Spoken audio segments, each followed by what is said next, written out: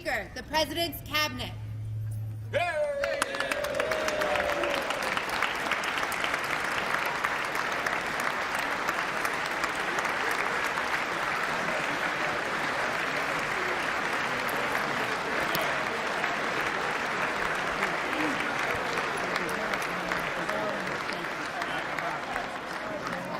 That's true. I should have done way better.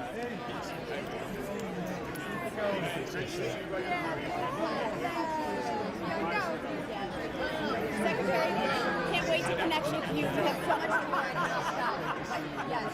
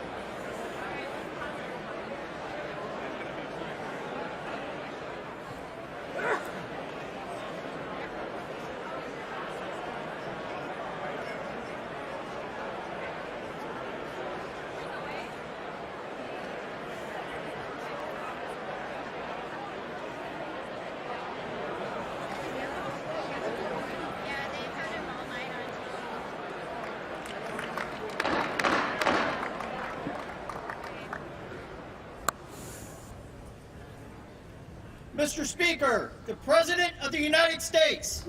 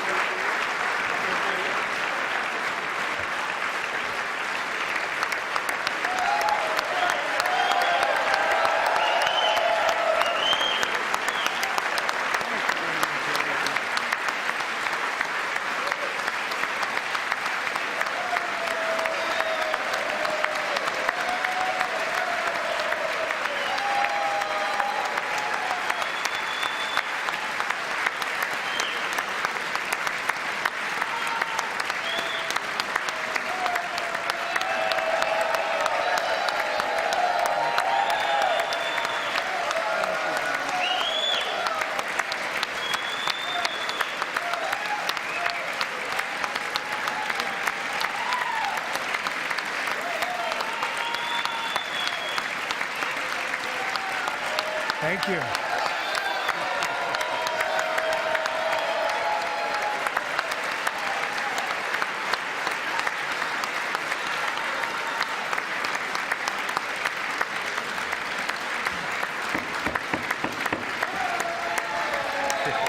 Thank you very much.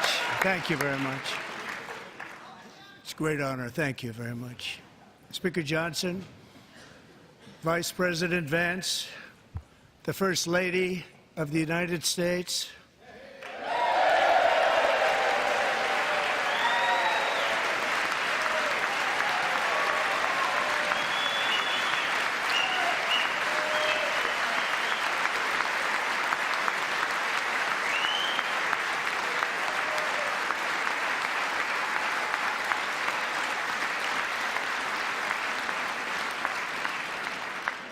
members of the United States Congress, thank you very much. And to my fellow citizens, America is back.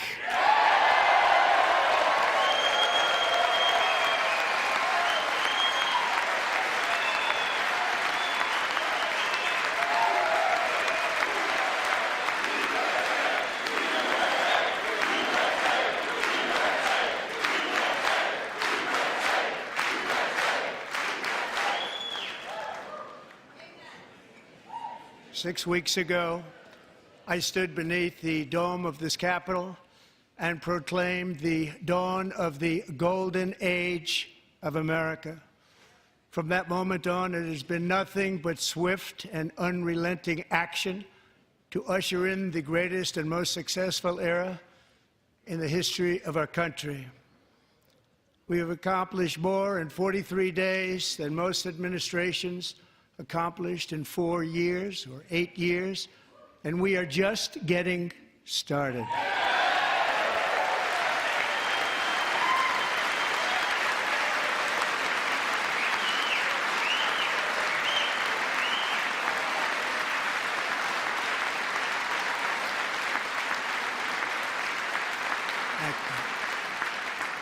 I return to this chamber tonight to report that America's momentum is back, our spirit is back, our pride is back, our confidence is back, and the American dream is surging bigger and better than ever before.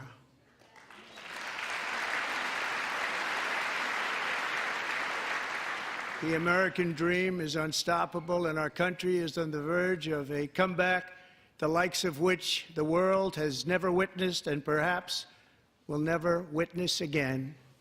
There's never been anything like it.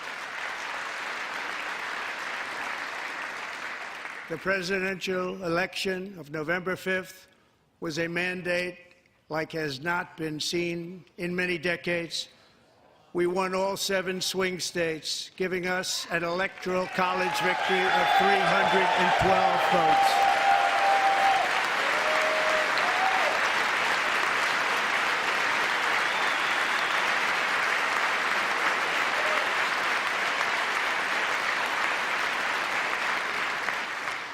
We won the popular vote by big numbers and won counties in our country.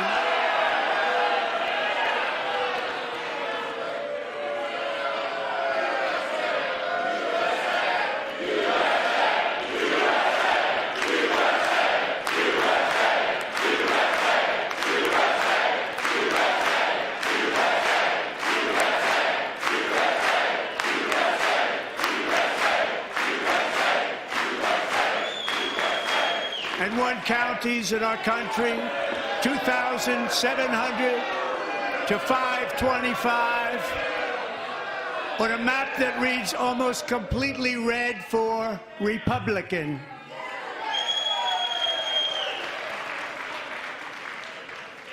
Now, for the first time in modern history, more Americans believe that our country is headed in the right direction than the wrong direction. In fact, it's an astonishing record, 27-point swing, the most ever.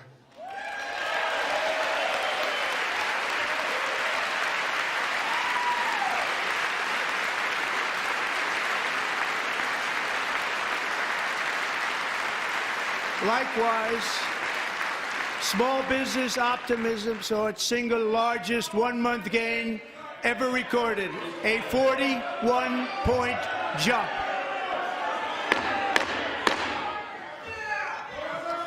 Members are directed to uphold and maintain decorum in the House and to cease any further disruptions.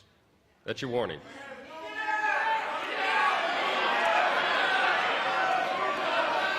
Members are engaging in willful and continuing breach of decorum, and the chair is prepared to direct the Sergeant-at-Arms to restore order to the joint session.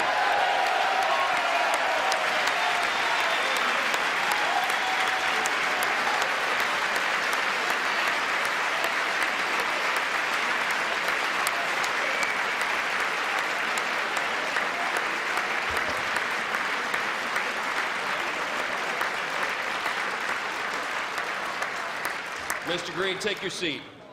Take your seat, sir. Take your seat. Finding that members continue to engage in willful and concerted disruption of proper decorum, the chair now directs the Sergeant-at-Arms to restore order. Remove this gentleman from the chamber.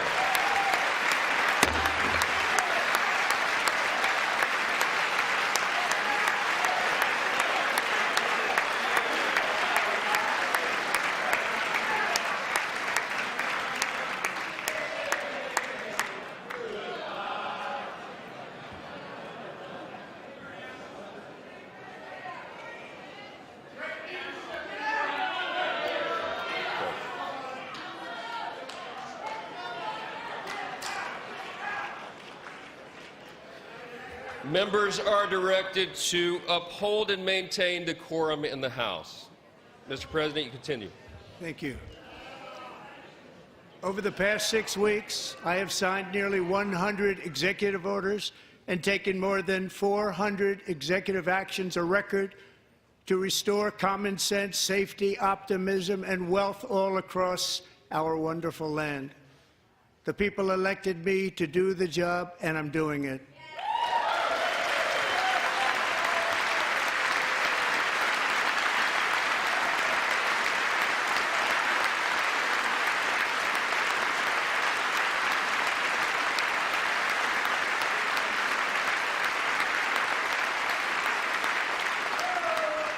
In fact, it has been stated by many that the first month of our presidency, it's our presidency, is the most successful in the history of our nation. By many.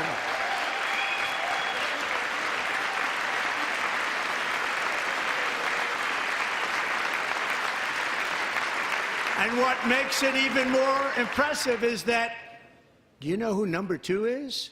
George Washington. How about that? How about that? I don't know about that list, but we'll take it. Within hours of taking the oath of office, I declared a national emergency on our southern border, and I deployed the U.S. military and Border Patrol to repel the invasion of our country. And what a job they've done. As a result, illegal border crossings last month were by far the lowest ever recorded, ever.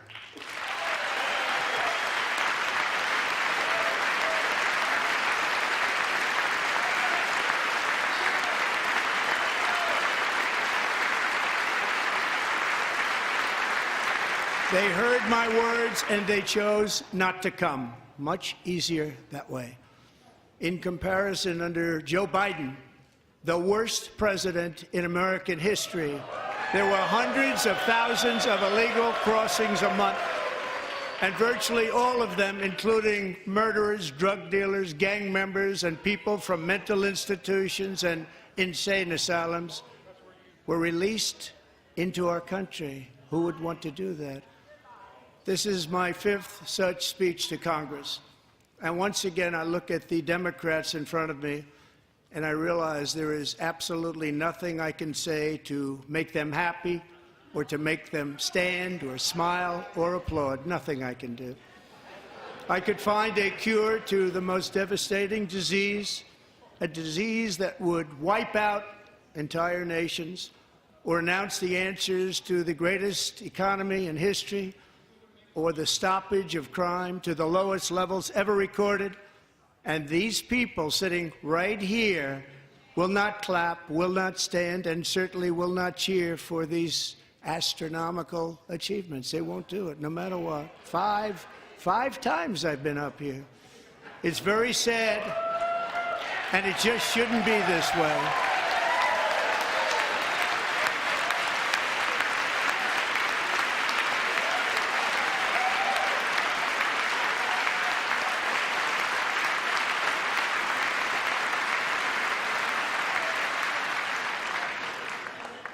So Democrats sitting before me, for just this one night, why not join us in celebrating so many incredible wins for America? For the good of our nation, let's work together and let's truly make America great again.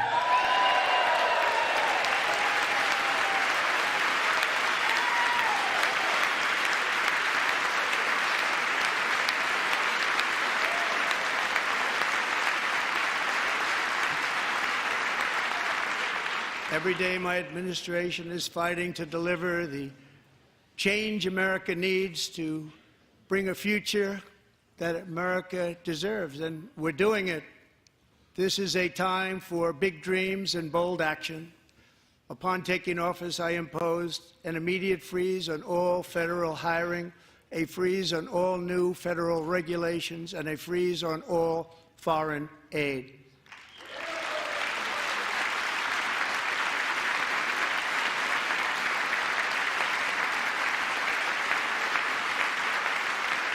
I terminated the ridiculous Green New Scam.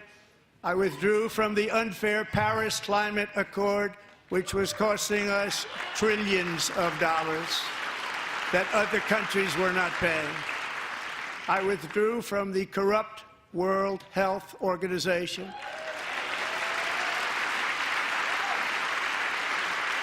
And I also withdrew from the anti-American UN Human Rights Council.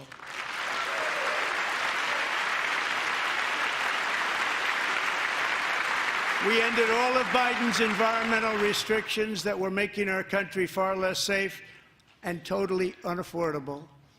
And importantly, we ended the last administration's insane electric vehicle mandate, saving our auto workers and companies from economic destruction.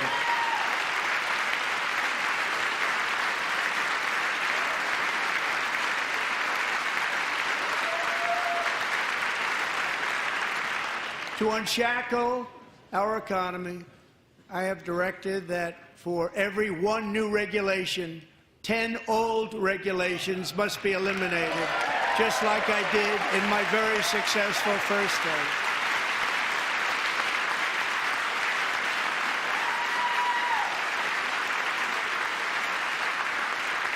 And in that first term, we set records on ending unnecessary rules and regulations like no other president had done before. We ordered all federal workers to return to the office. They will either show up for work in person or be removed from their job.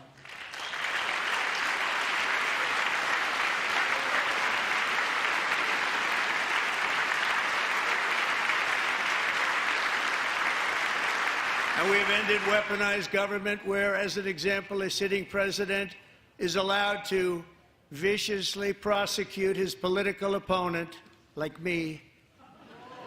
How did that work out? Not too good. Not too good.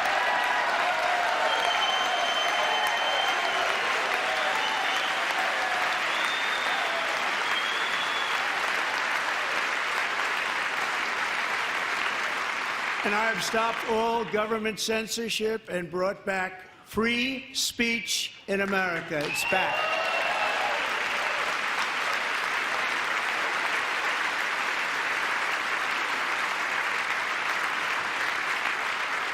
And 2 days ago, I signed an order making English the official language of the United States of America.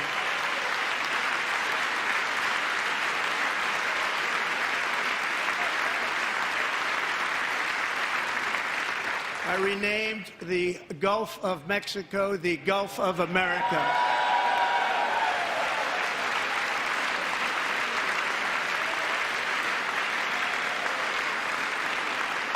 And likewise, I renamed, for a great president, William McKinley, Mount McKinley again.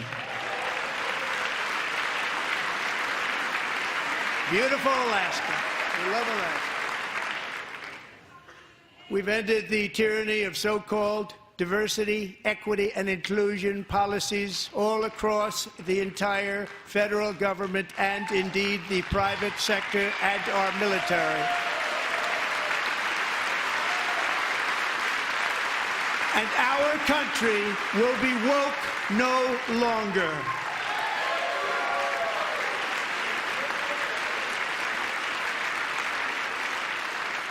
We believe that whether you are a doctor, an accountant, a lawyer, or an air traffic controller, you should be hired and promoted based on skill and competence, not race or gender. Very important.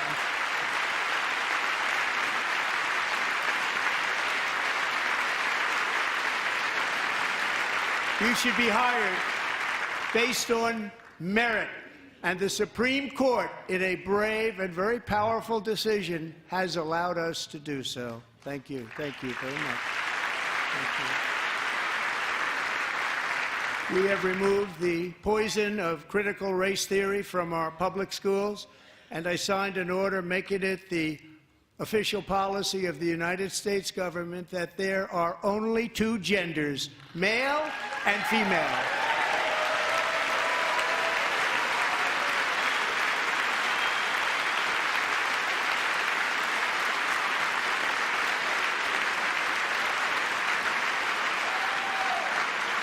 I also signed an executive order to ban men from playing in women's sports.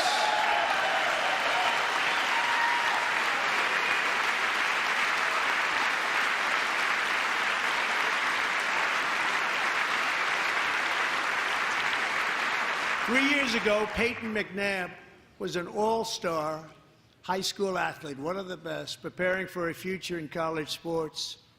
But when her girls' volleyball match was invaded by a male, he smashed the ball so hard in Peyton's face, causing traumatic brain injury, partially paralyzing her right side, and ending her athletic career. It was a shot like she's never seen before. She's never seen anything like it.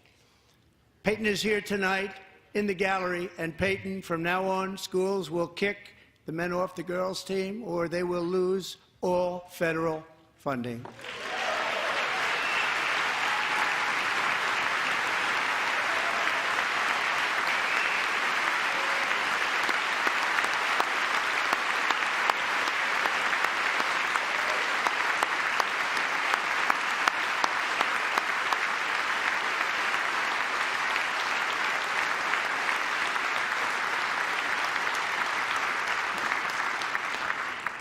And if you really want to see numbers, just take a look at what happened in the women's boxing, weightlifting, track and field, swimming, or cycling, where a male recently finished a long-distance race 5 hours and 14 minutes ahead of a woman for a new record by 5 hours.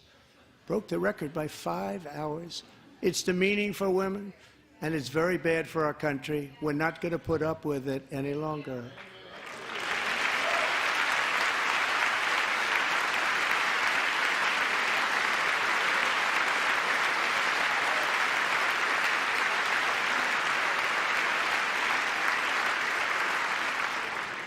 What I have just described is only a small fraction of the common sense revolution that is now, because of us, sweeping the entire world. Common sense has become a common theme, and we will never go back. Never. Never going to let that happen. Among my very highest priorities is to rescue our economy and get dramatic and immediate relief to working families. As you know, we inherited from the last administration an economic catastrophe and an inflation nightmare. Their policies drove up energy prices, pushed up grocery costs, and drove the necessities of life out of reach for millions and millions of Americans. They've never had anything like it. We suffered the worst inflation in 48 years, but perhaps even in the history of our country. They're not sure. As president, I'm fighting every day to reverse this damage and make America affordable again.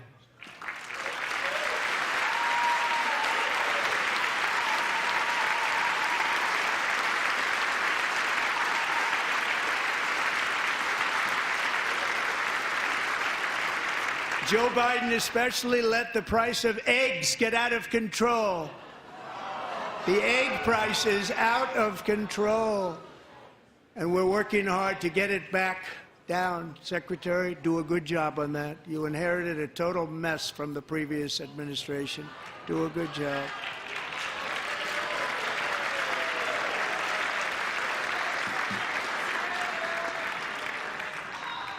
A major focus of our fight to defeat inflation is rapidly reducing the cost of energy.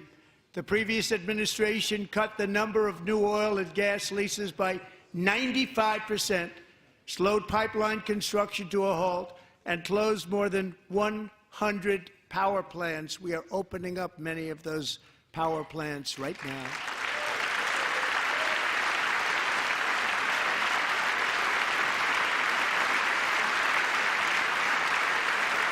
And frankly, we have never seen anything like it. That's why on my first day in office, I declared a national energy emergency. As you've heard me say many times, we have more liquid gold under our feet than any nation on earth, and by far. And now I fully authorize the most talented team ever assembled to go and get it. It's called Drill, Baby, Drill.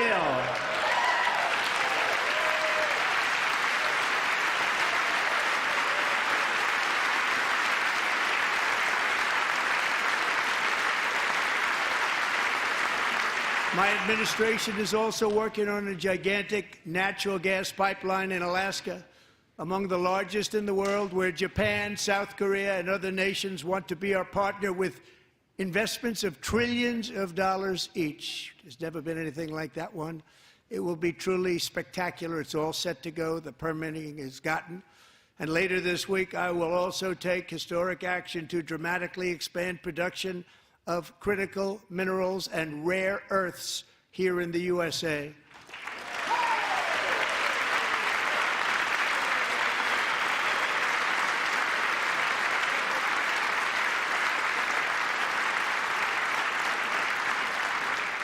To further combat inflation, we will not only be reducing the cost of energy, but will be ending the flagrant waste of taxpayer dollars.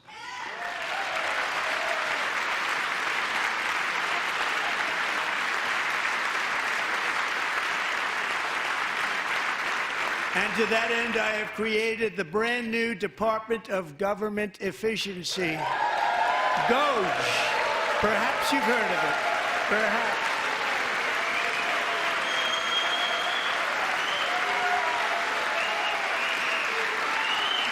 Which is headed by Elon Musk, who is in the gallery tonight.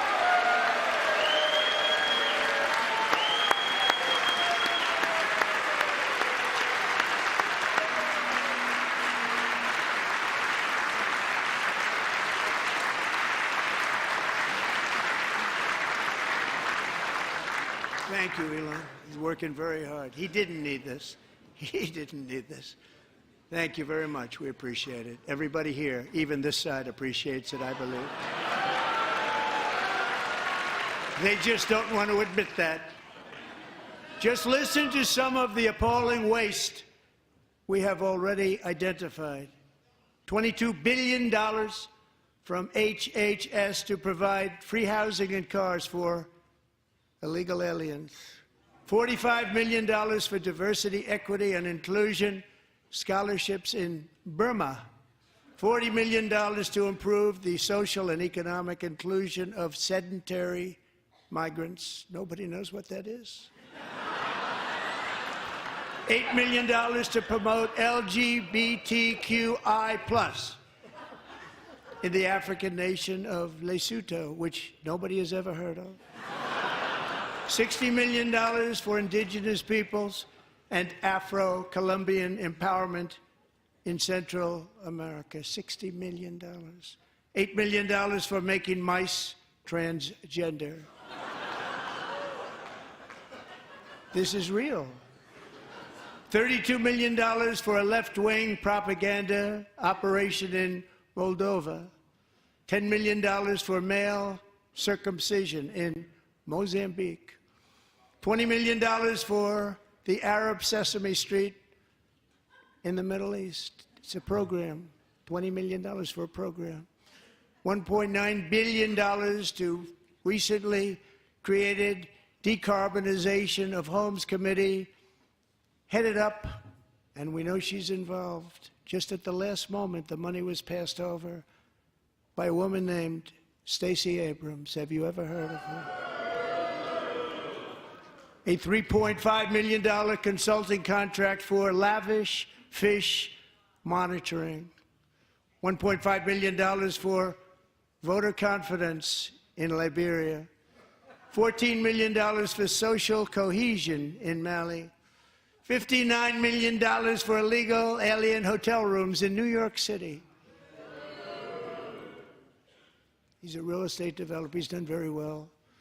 $250,000 to increase vegan local climate action innovation in Zambia. $42 million for social and behavior change in Uganda. $14 million for improving public procurement in Serbia. $47 million for improving learning outcomes in Asia.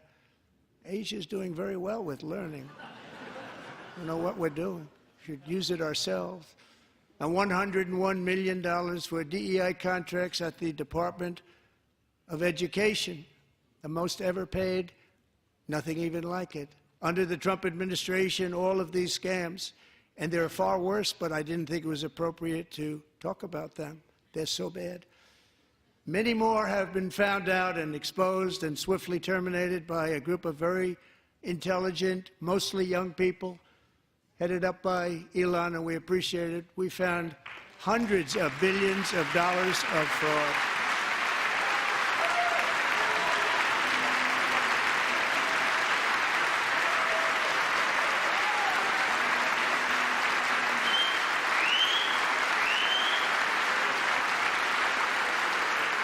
And we've taken back the money and reduced our debt to fight inflation and other things. Taken back a lot of that money. We got it just in time. This is just the beginning. The Government Accountability Office, a federal government office, has estimated annual fraud of over $500 billion in our nation, and we are working very hard to stop it. We're going to. We're also identifying shocking levels of incompetence and probable fraud in the Social Security program for our seniors, and that our seniors and people that we love rely on. Believe it or not, government databases list 4.7 million Social Security members from people aged 100 to 109 years old. It lists 3.6 million people from ages 110 to 119. I don't know any of them. I know some people that are rather elderly, but not quite that elderly. 3.47 million people from ages 120 to 129. 3.9 million people from ages 130 to 139. 3.5 million people from ages 140 to 149. And money is being paid to many of them, and we're searching right now. In fact, Pam, good luck. Good luck. You're going to find it. But a lot of money is paid out to people because it just keeps getting paid and nobody does, and it really hurts Social Security and hurts our country. 1.3 million people from ages 150 to 159, and over 130,000 people, according to the Social Security databases, are age over 160 years old. We have a healthier country than I thought, Bobby.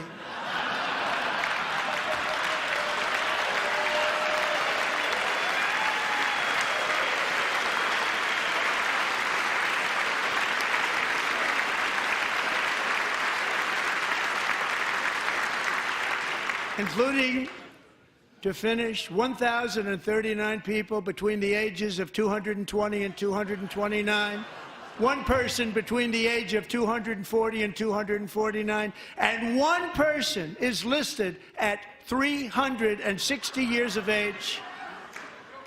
More than 100 years older than our country.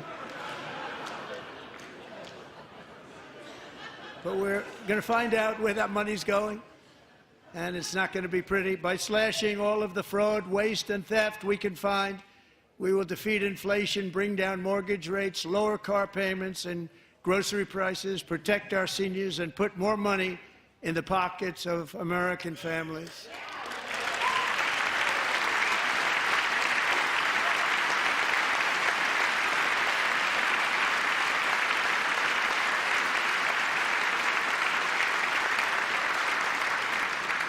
And today, interest rates took a beautiful drop, big, beautiful drop. It's about time. And in the near future, I want to do what has not been done in 24 years, balance the federal budget. We're going to balance it.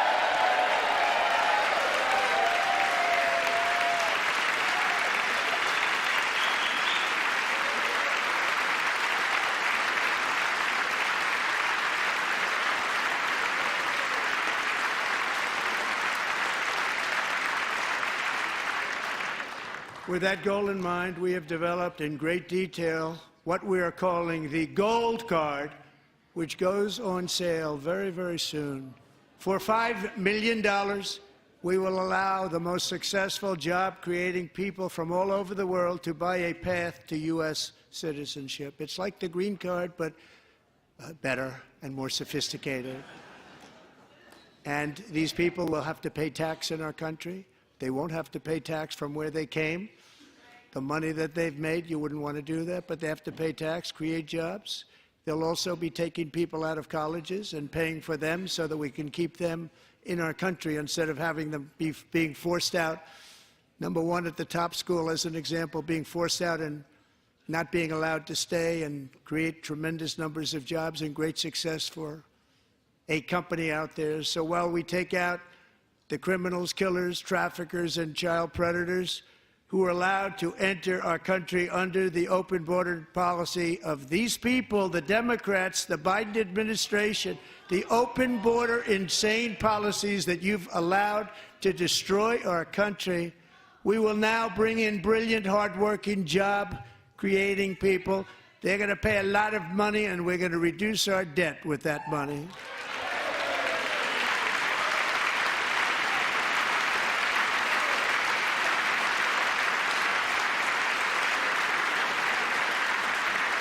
Americans have given us a mandate for bold and profound change. For nearly 100 years, the federal bureaucracy has grown until it has crushed our freedoms, ballooned our deficits, and held back America's potential in every possible way. The nation founded by pioneers and risk-takers now drowns under millions and millions of pages of regulations and debt. Approvals that should take 10 days to get instead take 10 years, 15 years, and even 20 years before you're rejected. Meanwhile, we have hundreds of thousands of federal workers who have not been showing up to work. My administration will reclaim power from this unaccountable bureaucracy, and we will restore true democracy to America again.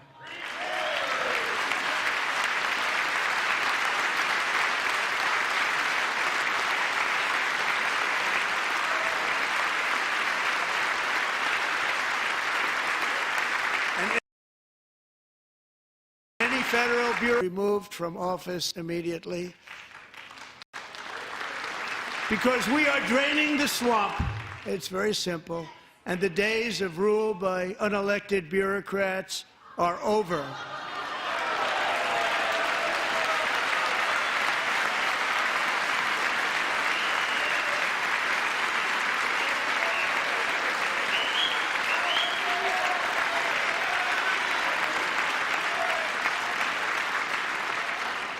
And the next phase of our plan to deliver the greatest economy in history is for this Congress to pass tax cuts for everybody. They're in there, they're waiting for you to vote.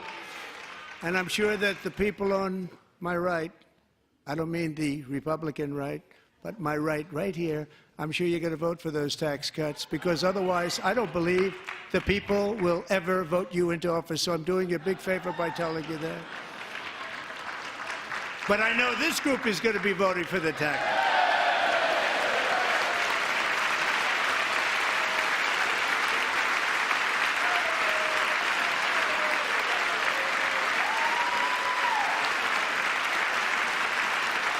Thank you.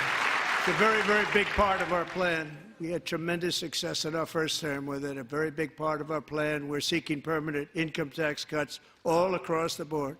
And to get urgently needed relief to Americans hit especially hard by inflation, I'm calling for no tax on tips, no tax on overtime, and no tax on Social Security benefits for our great seniors.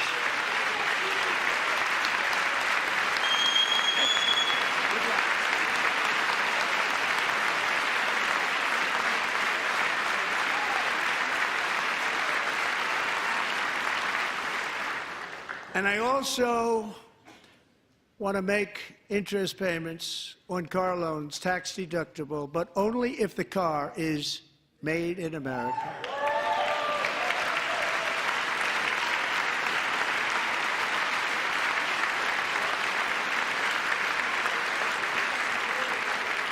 And by the way, we're going to have growth in the auto industry like nobody's ever seen. Plants are opening up all over the place. Deals are being made. Never seen. That's a combination of the election win and tariffs. It's a beautiful word, isn't it? That, along with our other policies, will allow our auto industry to absolutely boom. It's going to boom. Spoke to the majors today, all three, the top people, and they're so excited. In fact, already numerous car companies have announced that they will be building massive automobile plants in America, with Honda just announcing a new plant in Indiana, one of the largest anywhere in the world.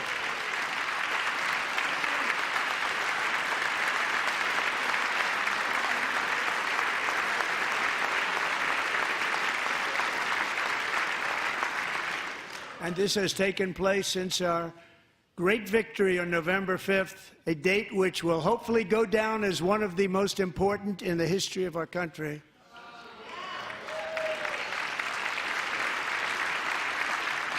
In addition, as part of our tax cuts, we want to cut taxes on domestic production and all manufacturing. And just as we did before, we will provide 100% expensing. It will be retroactive to January 20th, 2025. And it was one of the main reasons why our tax cuts were so successful in our first term, giving us the most successful economy in the history of our country. First term. We had a great first term.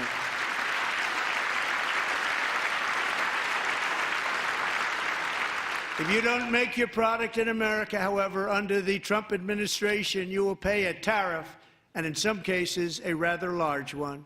Other countries have used tariffs against us for decades, and now it's our turn to start using them against those other countries.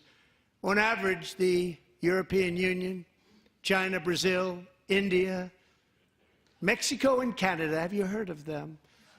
And countless other nations charge us tremendously higher tariffs than we charge them. It's very unfair. India charges us auto tariffs higher than 100%. China's average tariff on our products is twice what we charge them.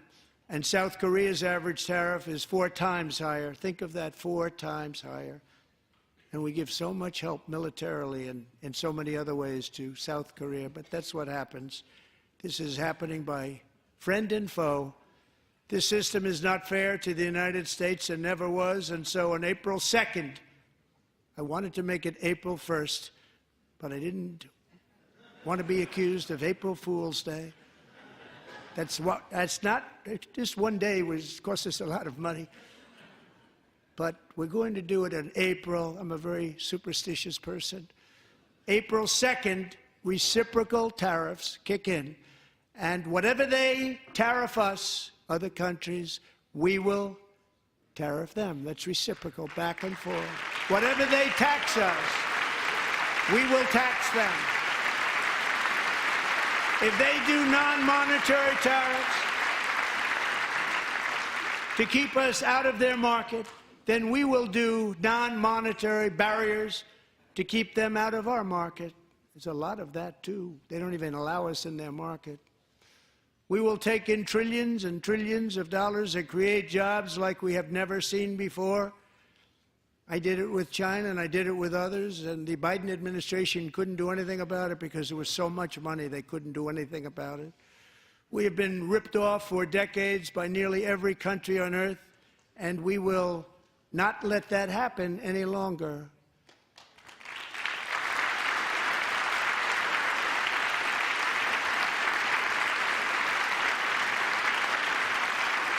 Much has been said over the last 3 months about Mexico and Canada, but we have very large deficits with both of them. But even more importantly, they've allowed fentanyl to come into our country at levels never seen before, killing hundreds of thousands of our citizens and many very young, beautiful people, destroying families. Nobody's ever seen anything like it. They are, in effect, receiving subsidies of hundreds of billions of dollars. We pay subsidies to Canada and to Mexico of hundreds of billions of dollars, and the United States will not be doing that any longer. We're not going to do it any longer.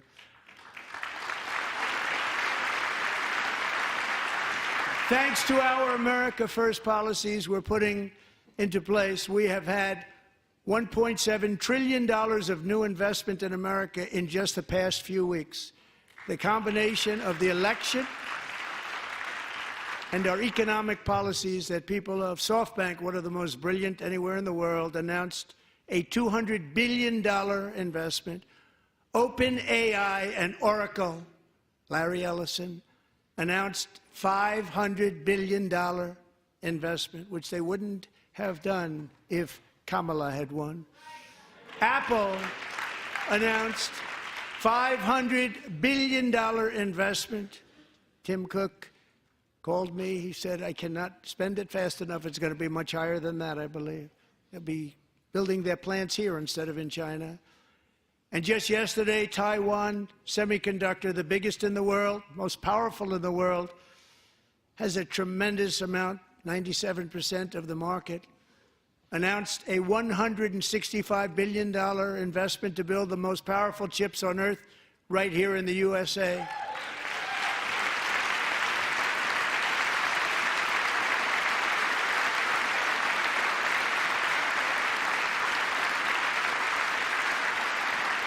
And we're not giving them any money. Your CHIPS Act is a horrible, horrible thing. We give hundreds of billions of dollars, and it doesn't mean a thing. They take our money and they don't spend it. All that meant to them, we're giving them no money. All that was important to them was they didn't want to pay the tariffs, so they came and they're building, and many other companies are coming. We don't have to give them money. We just want to protect our businesses and our people. And they will come because they won't have to pay tariffs if they build in America. So it's very amazing. You should get rid of the CHIP Act, and whatever's left over, Mr. Speaker, you should use it to reduce debt or any other reason you want to.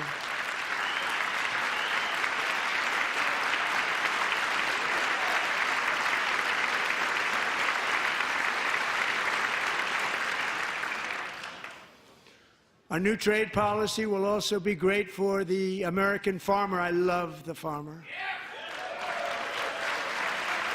who will now be selling into our home market, the USA, because nobody is going to be able to compete with you because there's goods that come in from other countries and companies. They're really in a bad position in so many different ways. They're uninspected.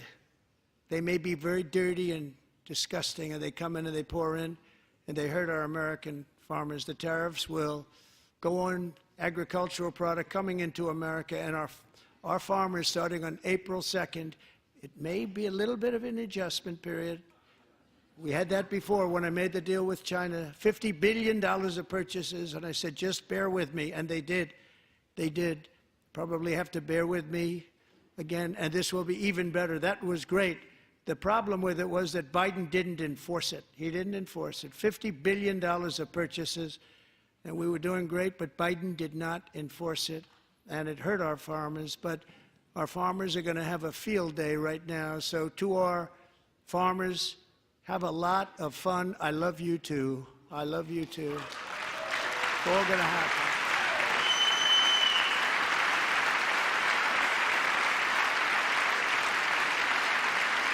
And I have also imposed a 25% tariff on foreign aluminum, copper, lumber, and steel, because if we don't have, as an example, steel and lots of other things, we don't have a military, and frankly, we just won't have a country very long.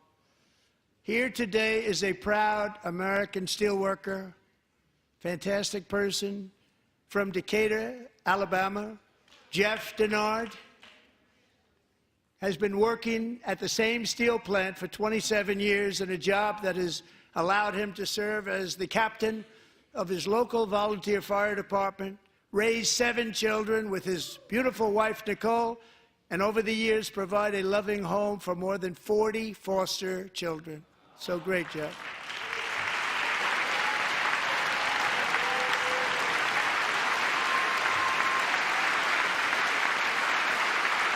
Thank you, Jeff.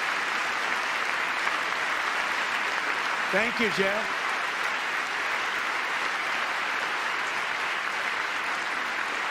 Stories like Jeff's remind us that tariffs are not just about protecting American jobs. They're about protecting the soul of our country. Tariffs are about making America rich again and making America great again, and it's happening, and it will happen rather quickly. There'll be a little disturbance, but we're okay with that. It won't be much. No, you're not. Oh. And look where Biden took us, very low, the lowest we've ever been. Jeff, I want to thank you very much, and I also want to recognize another person who has devoted herself to foster care community. She works so hard on it. A very loving person, our magnificent First Lady of the United States.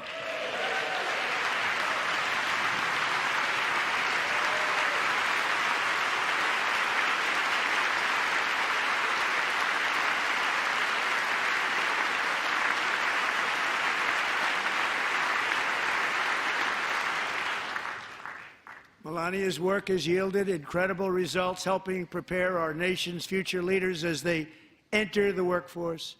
Our First Lady is joined by 2 impressive young women, very impressive. Haley Ferguson, who benefited from the First Lady's Fostering the Future initiative and is poised to complete her education and become a teacher. And Elliston Berry, who became a victim of an illicit deepfake image produced by a peer. With Elliston's help, the Senate just passed the Take It Down Act, and this is so important. Thank you very much, John. John Thune, thank you. Stand up, John. Thank you, John.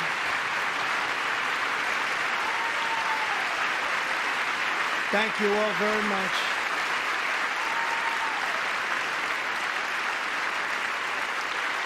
Thank you. And thank you to John Thune and the Senate. Great job. To criminalize the publication of such images online is a terrible, terrible thing. And once it passes the House, I look forward to signing that bill into law. Thank you. And I'm going to use that bill for myself, too, if you don't mind. Because nobody gets treated worse than I do online. Nobody. That's great. Thank you very much to the Senate. Thank you. But if we truly care about protecting Americans' children, no step is more crucial than securing America's borders. Over the past 4 years, 21 million people poured into the United States. Many of them were murderers, human traffickers, gang members, and other criminals from the streets of dangerous cities all throughout the world. Because of Joe Biden's insane and very dangerous open border policies, they are now strongly embedded in our country, but we are getting them out and getting them out fast.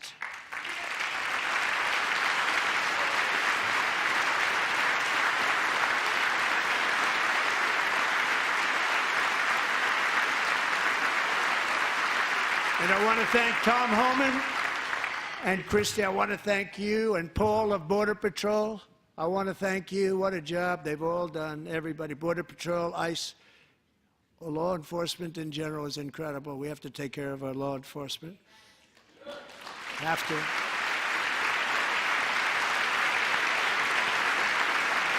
Last year,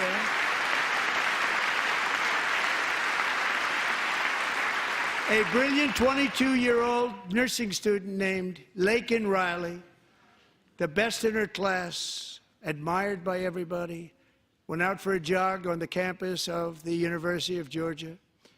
That morning, Laken was viciously attacked, assaulted, beaten, brutalized, and horrifically murdered.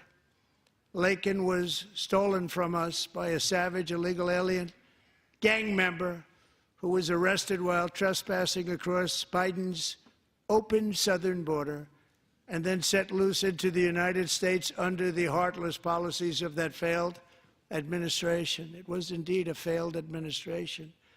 He had then been arrested and released in a Democrat-run sanctuary city, a disaster, before ending the life of this beautiful young angel.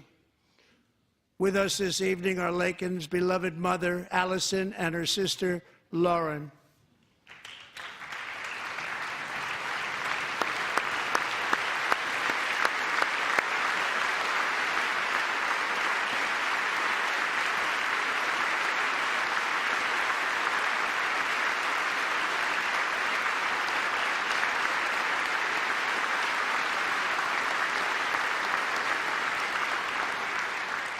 Last year, I told Laken's grieving parents that we would ensure their daughter would not have died in vain. That's why the very first bill I signed into law as your 47th president mandates the detention of all dangerous criminal aliens who threaten public safety. It's a very strong, powerful act.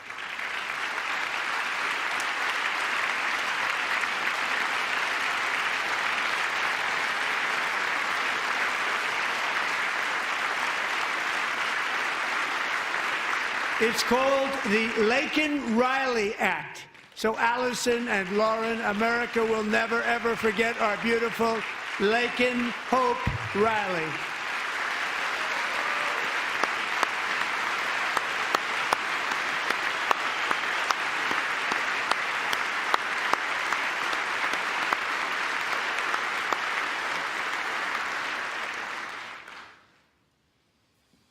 Thank you very much. Since taking office, my administration has launched the most sweeping border and immigration crackdown in American history, and we quickly achieved the lowest numbers of illegal border crossers ever recorded. Thank you.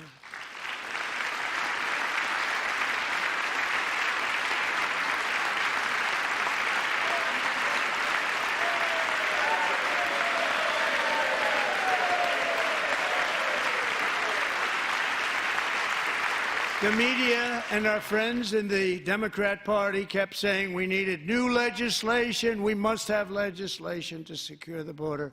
But it turned out that all we really needed was a new president.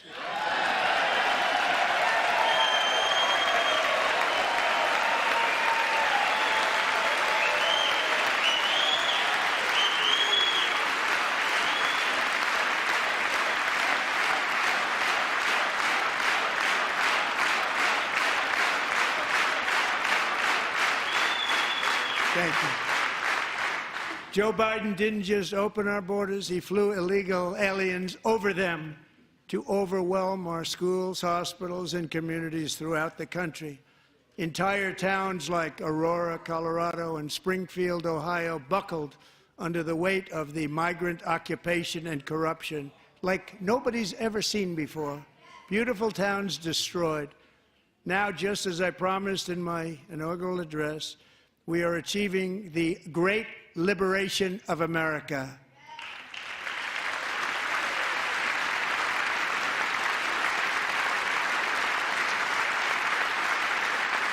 But there still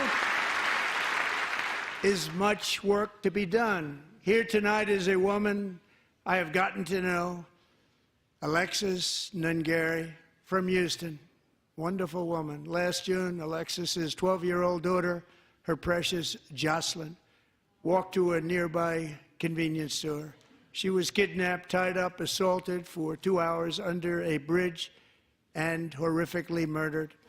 Arrested and charged with this heinous crime are 2 illegal alien monsters from Venezuela, released into America by the last administration through their ridiculous open border. The death of this beautiful 12-year-old girl and the agony of her mother and family touched our entire nation greatly. Alexis, I promised that we would always remember your daughter, your magnificent daughter, and earlier tonight, I signed an order keeping my word to you. One thing I have learned about Jocelyn is that she loved animals so much. She loved nature. Across Galveston Bay, from where Jocelyn lived in Houston, you will find a magnificent national wildlife refuge, a pristine, peaceful, 34,000-acre sanctuary for all of God's creatures on the edge of the Gulf of America. Alexis, moments ago, I formally renamed that refuge in loving memory of your beautiful daughter, Jocelyn. So, Mr. Vice President, if you would, may I have the order?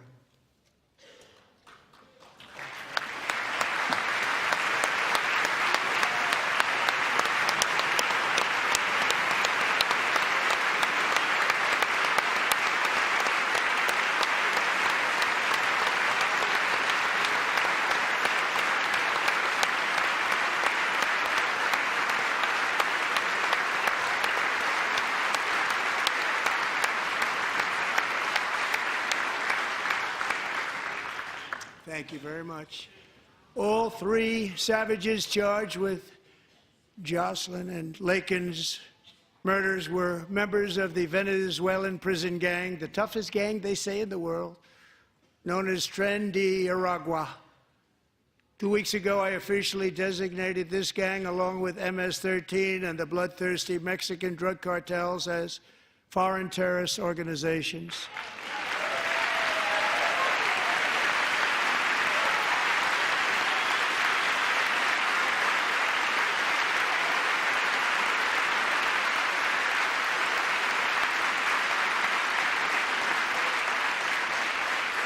They are now officially in the same category as ISIS, and that's not good for them. Countless thousands of these terrorists were welcomed into the U.S. by the Biden administration. But now every last one will be rounded up and forcibly removed from our country, or, if they're too dangerous, put in jails, standing trial in this country, because we don't want them to come back ever. With us this evening is a warrior on the front lines of that battle, Border Patrol Agent Roberto Ortiz. Great guy.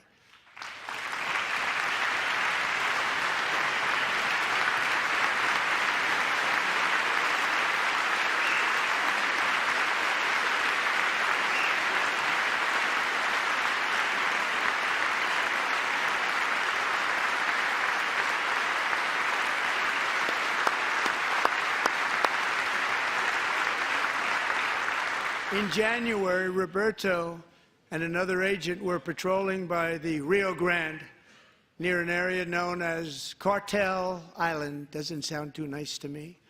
When heavily armed gunmen started shooting at them. Roberto saw that his partner was totally exposed, at great danger, and he leapt into action, returning fire and providing crucial seconds for his fellow agent to seek safety, just barely. I have some of the prints of that event, and it was not good. Agent Ortiz, we salute you for your great courage and for your line of fire that you took and for the bravery that you showed. We honor you, and we will always honor you. Thank you, Roberto, very much.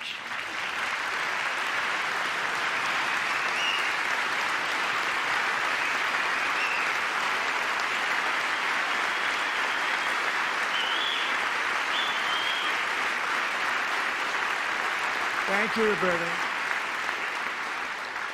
And I actually got to know him on my many calls to the border. He's a great gentleman.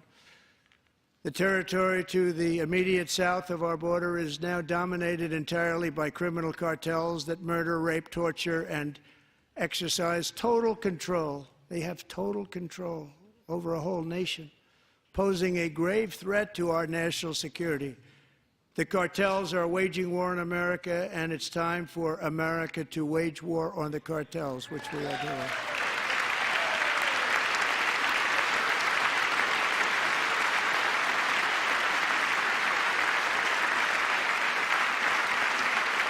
Five nights ago, Mexican authorities, because of our tariff policies being imposed on them, think of this, handed over to us 29 of the biggest cartel leaders in their country. That has never happened before. They want to make us happy.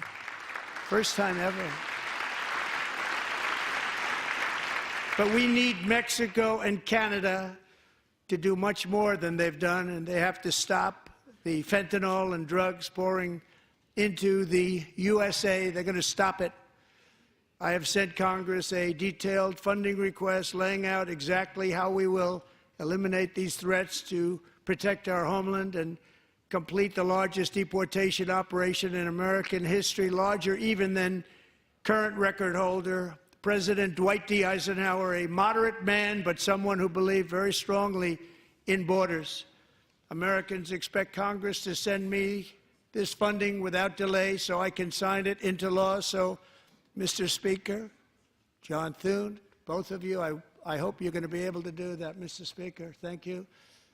Mr. Leader, thank you. Thank you very much. And let's get it to me. I'll sign it so fast, you won't even believe it.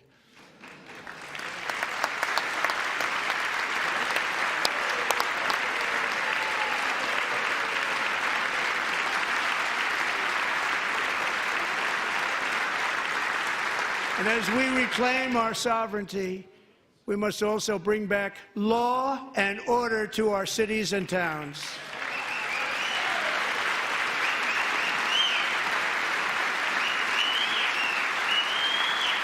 In recent years, our justice system has been turned upside down by radical left lunatics. Many jurisdictions virtually ceased enforcing the law against dangerous repeat offenders while weaponizing law enforcement against political opponents like me. My administration has acted swiftly and decisively to restore fair, equal, and impartial justice under the constitutional rule of law, starting at the FBI and the DOJ. Pam, good luck. Cash, wherever you may be, good luck.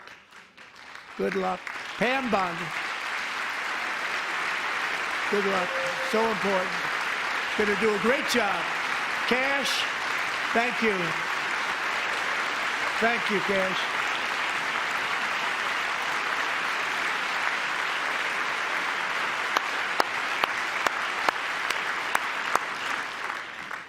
They've already started very strong. They're going to do a fantastic job. You're going to be very proud of them. We're also once again giving our police officers the support, protection, and respect they so dearly deserve. They have to get it. They have such a hard, dangerous job, but we're going to make it less dangerous.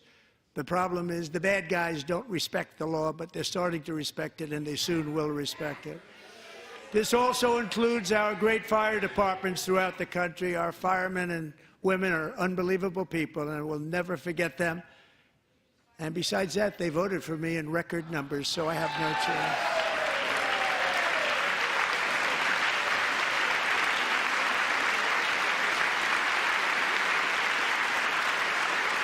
1 year ago this month, 31-year-old New York police officer Jonathan Diller, unbelievably wonderful person and a great officer, was gunned down at a traffic stop on Long Island. I went to his funeral.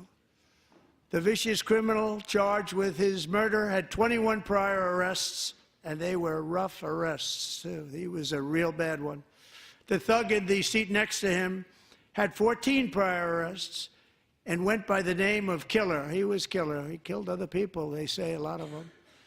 I attended Officer Diller's service, and when I met his wife and one-year-old son, Ryan, it was very inspirational, actually. His widow's name is Stephanie, and she is here tonight. Stephanie, thank you very much, Stephanie. Thank you very much.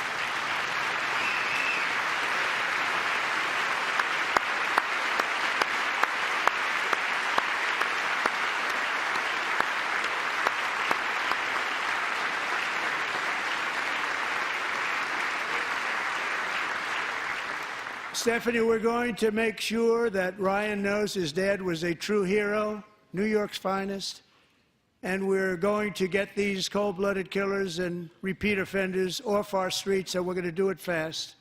Got to stop it. They get out with 28 arrests. They push people into subway trains. They hit people over the head, back of the head with baseball bats. We got to get them out of here.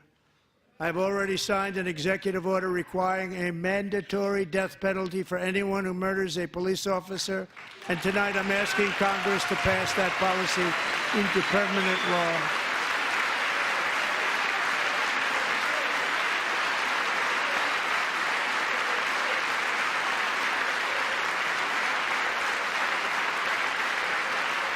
I'm also asking for a new crime bill getting tough on repeat offenders while enhancing protections for America's police officers so they can do their jobs without fear of their lives being totally destroyed. They don't want to be killed. We're not going to let them be killed. Joining us in the gallery tonight is a young man who truly loves our police. His name is DJ Daniel. He is 13 years old, and he has always dreamed of becoming a police officer.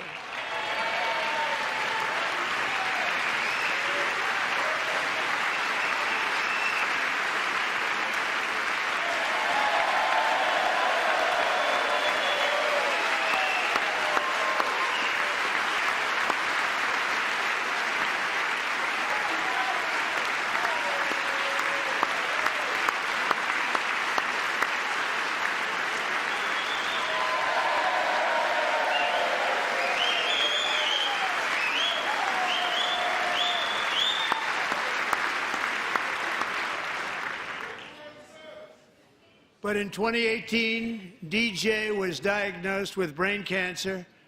The doctors gave him 5 months at most to live. That was more than 6 years ago.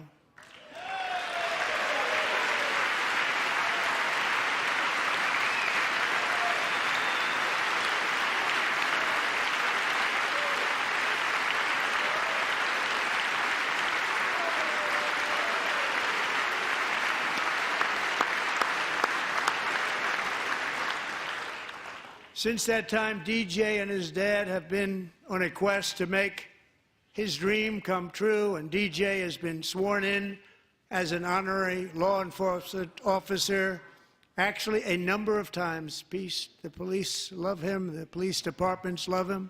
And tonight, DJ, we're going to do you the biggest honor of them all.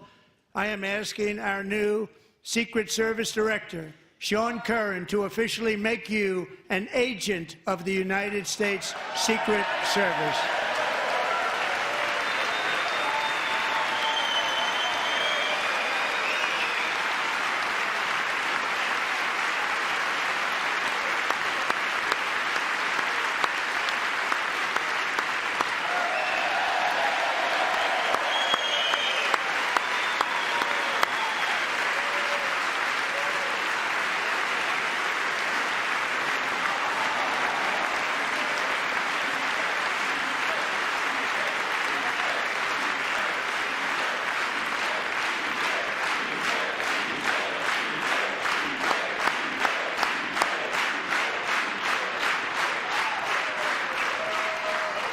Thank you, DJ. DJ's doctors believe his cancer likely came from a chemical he was exposed to when he was younger. Since 1975, rates of child cancer have increased by more than 40%. Reversing this trend is one of the top priorities for our new presidential commission to make America healthy again, chaired by our new Secretary of Health and Human Services, Robert F. Kennedy, Jr.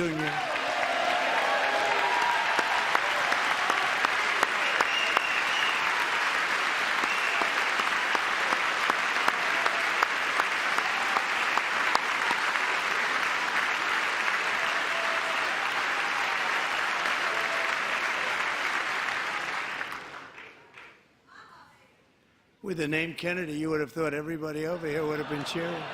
How quickly they forget. Our goal is to get toxins out of our environment, poisons out of our food supply, and keep our children healthy and strong. As an example, not long ago, and you can't even believe these numbers, 1 in 10,000 children had autism, 1 in 10,000. And now it's 1 in 36. There's something wrong. 1 in 36. Think of that. So we're going to find out what it is, and there's nobody better than Bobby and all of the people that are working with you. You have the best to figure out what is going on. Okay, Bobby? Good luck. It's a very important job. Thank you.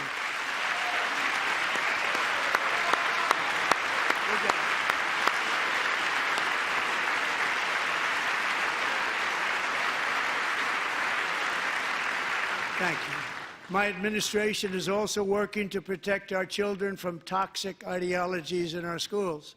A few years ago, January Littlejohn and her husband discovered that their daughter's school had secretly socially transitioned their 13-year-old little girl. Teachers and administrators conspired to deceive January and her husband while encouraging her daughter to use a new name and pronouns. They, them pronoun, actually, all without telling January, who is here tonight and is now a courageous advocate against this form of child abuse. January, thank you. Thank you. Thank you very much.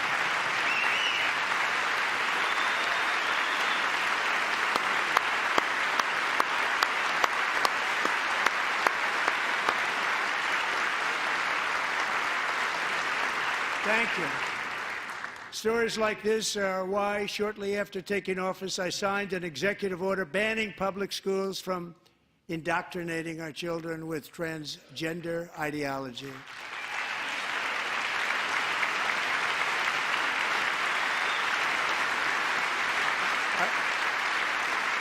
I also signed an order to cut off all taxpayer funding to any institution that engages in the sexual mutilation of our youth.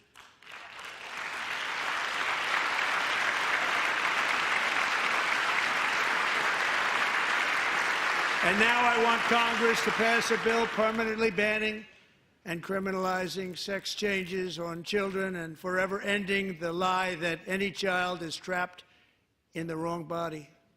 This is a big lie.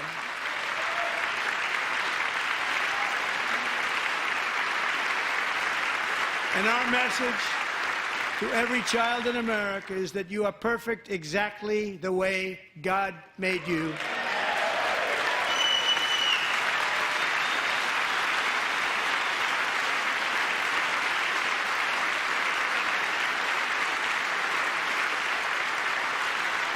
Because we're getting wokeness out of our schools and out of our military, and it's already out, and it's out of our society. We don't want it. Wokeness is trouble. Wokeness is bad. It's gone. It's gone. And we feel so much better for it, don't we? Don't we feel better? Our service members won't be activists and ideologues. They will be fighters and warriors. They will fight for our country. And Pete, congratulations. Secretary of Defense, congratulations.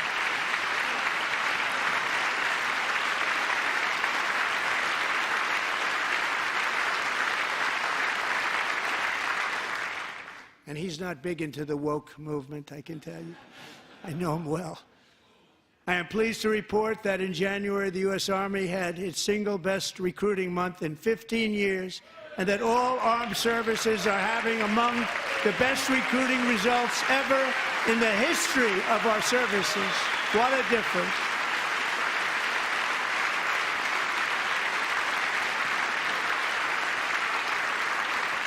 And you know, it was just a few months ago where the results were exactly the opposite. We couldn't recruit anywhere. We couldn't recruit. Now we're having the best results just about that we've ever had. What a tremendous turnaround. It's really a beautiful thing to see. People love our country again. It's very simple. They love our country, and they love being in our military again. So it's a great thing, and thank you very much. Great job. Thank you.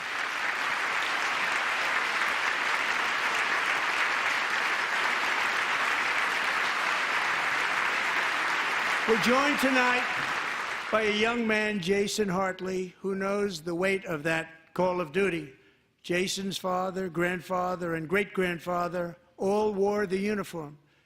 Jason tragically lost his dad, who was also a Los Angeles County Sheriff's deputy when he was just a boy, and now he wants to carry on the family legacy of service. Jason is a senior in high school, a six-letter varsity athlete, a really good athlete, they say, a brilliant student with a 4.46, that's good, GPA. And his greatest dream is to attend the U.S. Military Academy at West Point.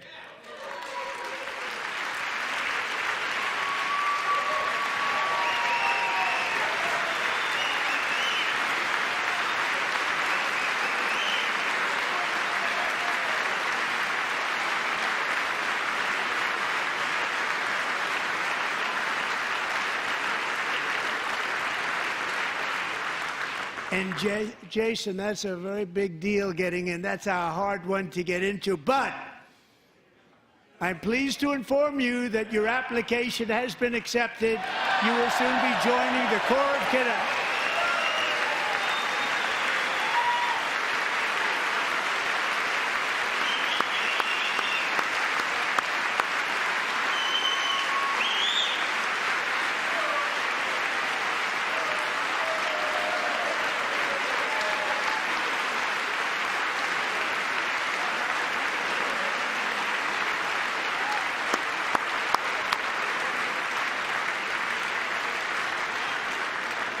Thank you. Jason, you're going to be on the long gray line, Jason. As Commander-in-Chief, my focus is on building the most powerful military of the future. As a first step, I'm asking Congress to fund a state-of-the-art Golden Dome missile defense shield to protect our homeland, all made in the USA.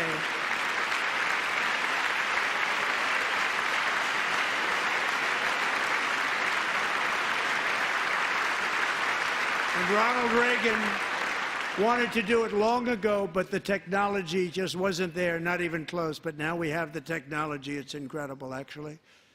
And other places, they have it. Israel has it. Other places have it. And the United States should have it too, right, Tim, right?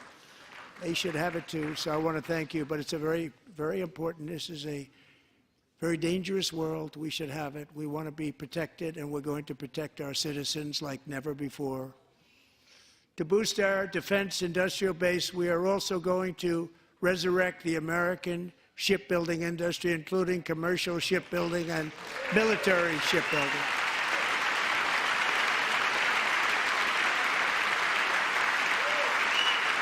And for that purpose, I am announcing tonight that we will create a new Office of Shipbuilding in the White House and offer special tax incentives to bring this industry home to America where it belongs. We used to make so many ships. We don't make them anymore very much, but we're going to make them very fast, very soon. It will have a huge impact. To further enhance our national security, my administration will be reclaiming the Panama Canal, and we've already started doing it.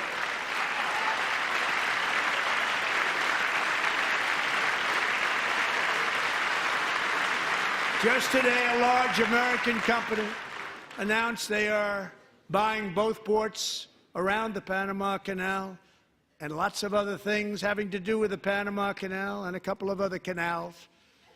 The Panama Canal was built by Americans for Americans, not for others, but others could use it.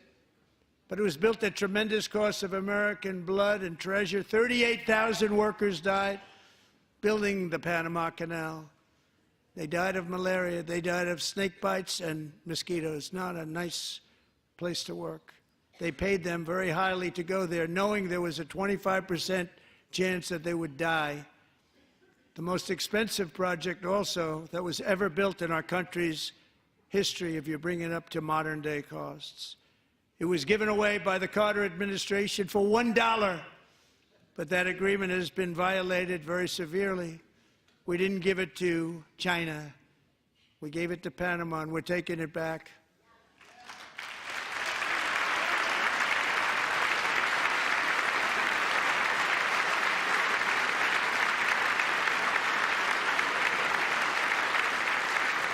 And we have Marco Rubio in charge. Good luck, Marco. Now, we know who to blame if anything goes wrong. Marco's been amazing, and he's going to do a great job. Think of it, he got 100 votes. You know, he was approved with actually 99, but the 100th was this gentleman, and I feel very certain. So let's assume he got 100 votes, and I'm either very, very happy about that or I'm very concerned about it. But he's already proven. I mean, he's a great gentleman. He's respected by everybody, and we appreciate you voting for Marco. He's going to do a fantastic job. Thank you. Thank you. He's doing a great job. Great job.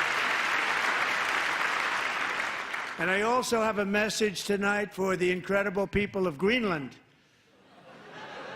We strongly support your right to determine your own future. And if you choose, we welcome you into the United States of America. We need Greenland for national security and even international security, and we're working with everybody involved to try and get it. But we need it really for international world security, and I think we're going to get it. One way or the other, we're going to get it. We will keep you safe. We will make you rich, and together we will take Greenland to heights like you have never thought possible before. It's a very small population, but very, very large piece of land and very, very important for military security. America is once again standing strong against the forces of radical Islamic terrorism. 3.5 years ago, ISIS terrorists killed 13 American service members and countless others in the Abbey Gate bombing during the disastrous and incompetent withdrawal from Afghanistan. Not that they were withdrawing, it was the way they withdrew. Perhaps the most embarrassing moment in the history of our country. Tonight I am pleased to announce that we have just apprehended the top terrorist responsible for that atrocity, and he is right now on his way here to face the swift sword of American justice.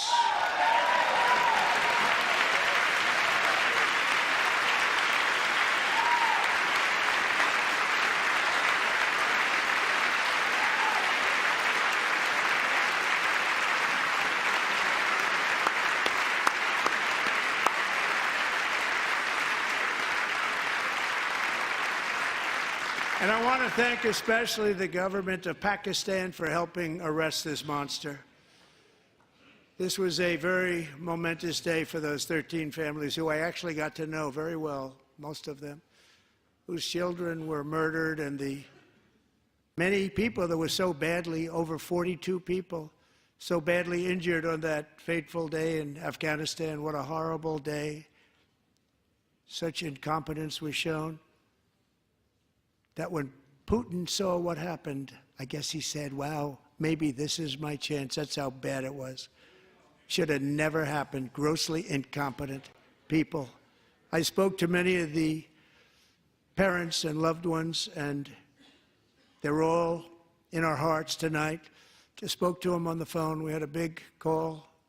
Every one of them called, and Everybody was on the line, and they did nothing but cry with happiness. They were very happy, as happy as you can be under those circumstances. Their child, brother, sister, son, daughter was killed for no reason whatsoever. In the Middle East, we're bringing back our hostages from Gaza.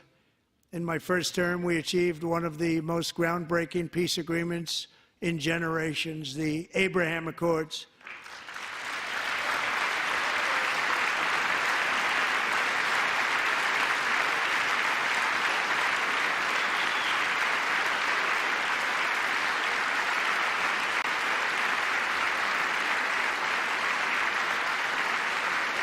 And now we're going to build on that foundation to create a more peaceful and prosperous future for the entire region. A lot of things are happening in the Middle East. People have been talking about that so much lately with everything going on with Ukraine and Russia.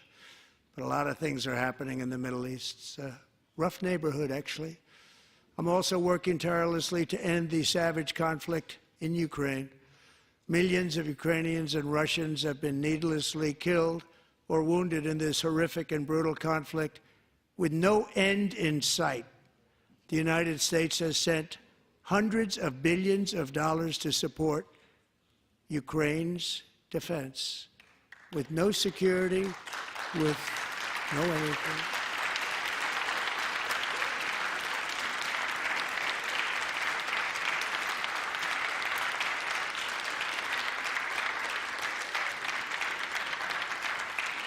Do you want to keep it going for another 5 years? Yeah, you would say Pocahontas says yes.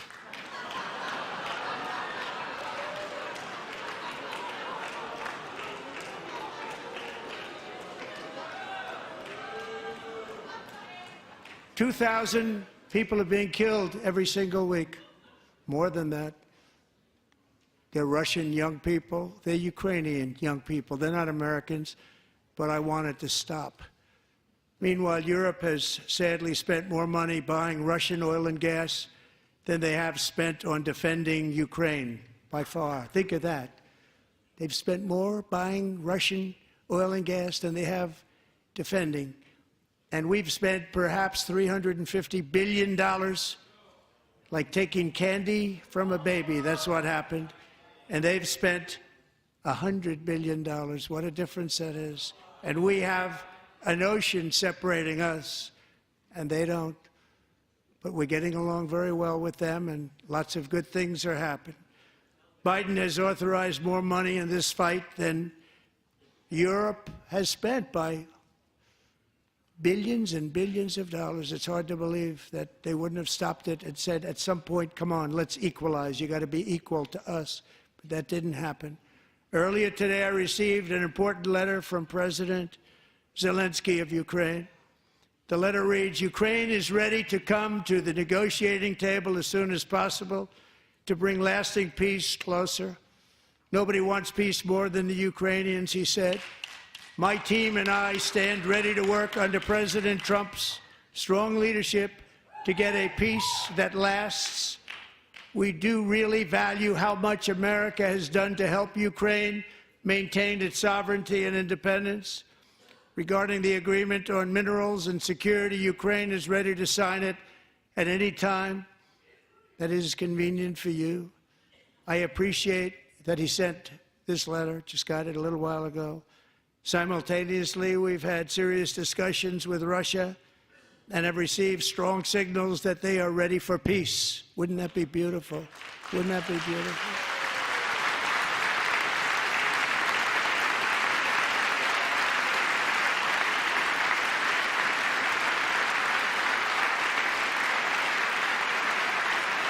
Wouldn't that be beautiful?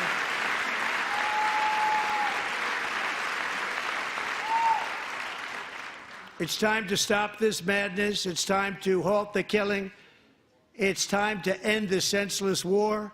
If you want to end wars, you have to talk to both sides. Nearly 4 years ago, amid rising tensions, a history teacher named Mark Fogel was detained in Russia and sentenced to 14 years in a penal colony. Rough stuff. The previous administration barely lifted a finger to help him. They knew he was innocent, but they had no idea where to begin. But last summer, I promised his 95-year-old mother, Malphine, that we would bring her boy safely back home. After 22 days in office, I did just that, and they are here tonight.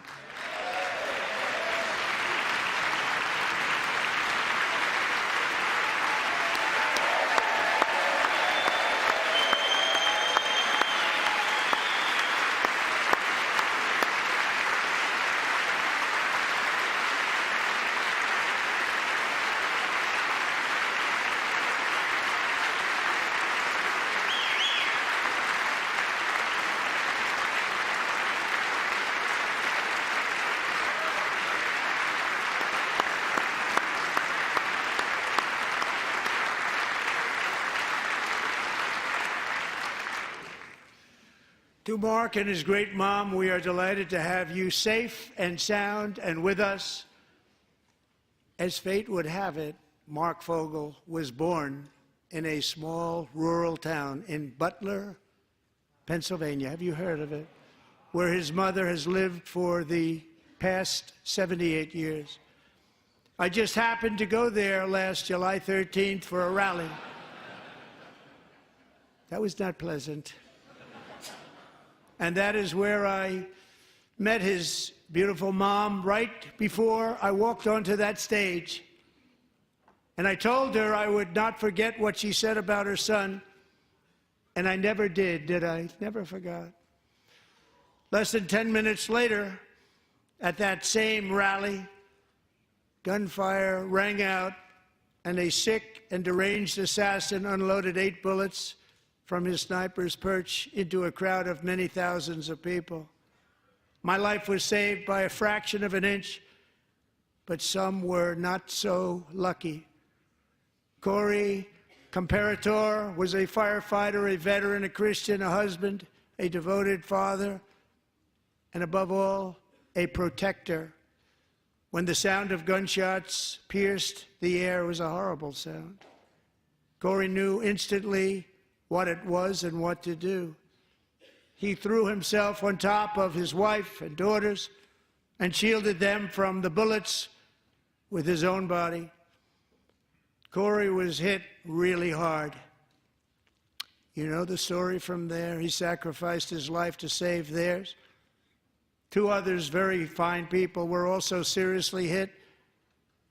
But thankfully, with the help of 2 great country doctors, we thought they were gone and they were saved. So those doctors had great talent. We're joined by Corey's wife, Helen, who was his high school sweetheart, and their 2 beloved daughters, Allison and Kaylee. Thank you.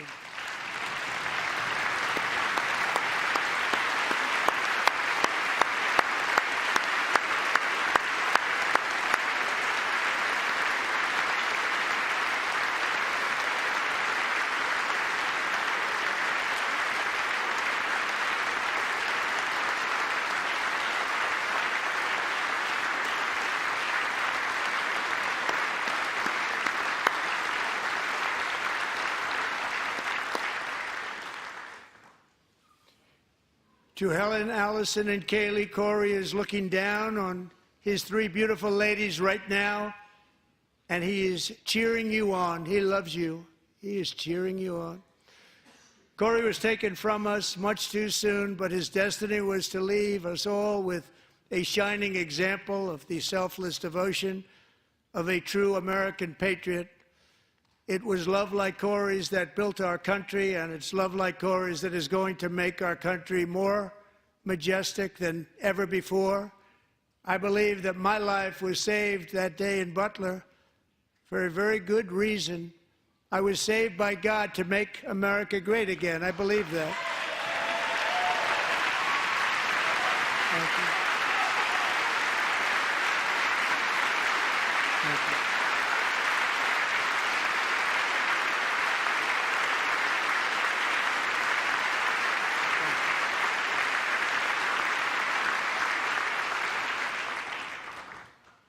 Thank you very much. From the patriots of Lexington and Concord to the heroes of Gettysburg and Normandy, from the warriors who crossed the Delaware to the trailblazers who climbed the Rockies, and from the legends who soared at Kitty Hawk to the astronauts who touched the moon, Americans have always been the people who defied all odds, transcended all dangers, made the most extraordinary sacrifices, and did whatever it took to defend our children, our country, and our freedom. And as we have seen in this chamber tonight, that same strength, faith, love, and spirit is still alive and thriving in the hearts of the American people. Despite the best efforts of those who would try to censor us, silence us, break us, destroy us, Americans are today a proud, free, sovereign, and independent nation that will always be free, and we will fight for it till death. We will never let anything happen to our beloved country, because we are a country of doers, dreamers, fighters, and survivors. Our ancestors crossed a vast ocean, strode into the unknown wilderness, and carved their fortunes from the rock and soil of a perilous and very dangerous frontier. They chased our destiny across a boundless continent.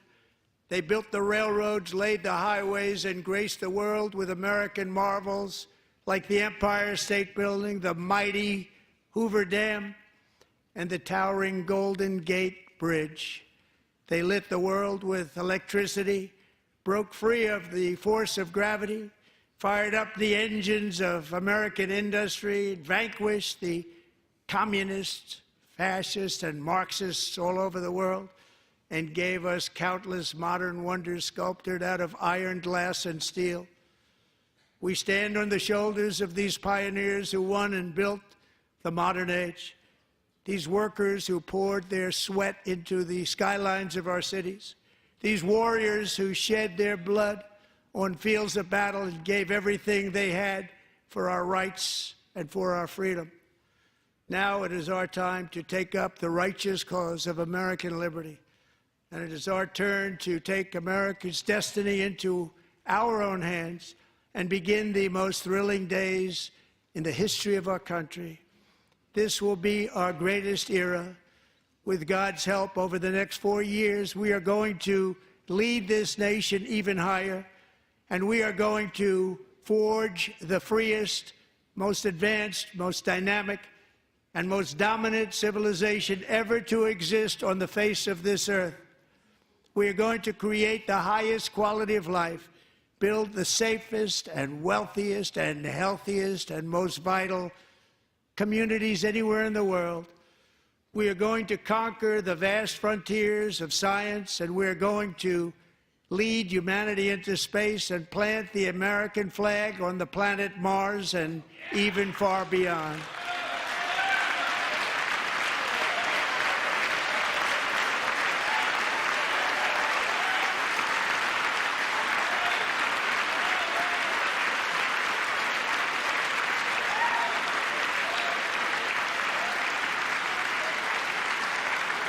And through it all, we are going to rediscover the unstoppable power of the American spirit. And we are going to renew unlimited promise of the American dream. Every single day, we will stand up and we will fight, fight, fight for the country our citizens believe in and for the country our people deserve.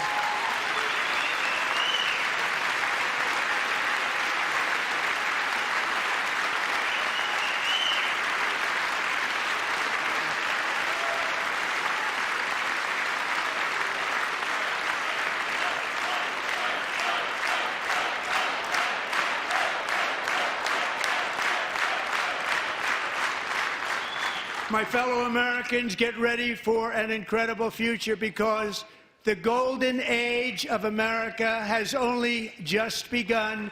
It will be like nothing that has ever been seen before. Thank you, God bless you, and God bless America.